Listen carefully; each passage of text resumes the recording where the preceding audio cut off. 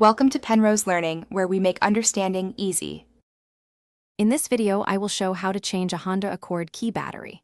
First, you will need a small flathead screwdriver or a coin, which will help you open the key fob.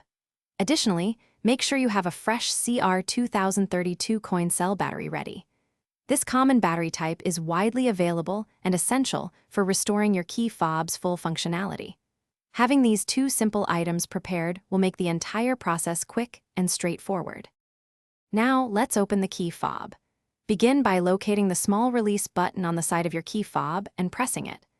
This action will allow you to pull out the physical emergency key, which is usually stored inside.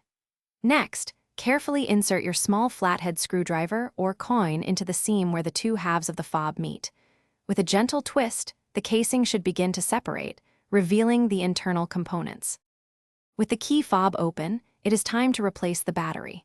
First, take note of how the old battery is oriented, typically with the positive side facing upwards. Then, use your small tool to gently pry out the old CR2032 battery from its slot. Now, carefully insert the new CR2032 battery, ensuring the positive side, marked with a plus sign, is facing up. Make sure it sits snugly in its compartment. Finally, let's reassemble and test your key fob. Carefully align the two halves of the key fob casing, ensuring they fit together perfectly. Press them firmly until you hear and feel them snap securely back into place. Don't forget to slide the physical emergency key back into its designated slot. Once reassembled, test all the key fob's functions, such as locking and unlocking your vehicle's doors, to confirm everything is working correctly.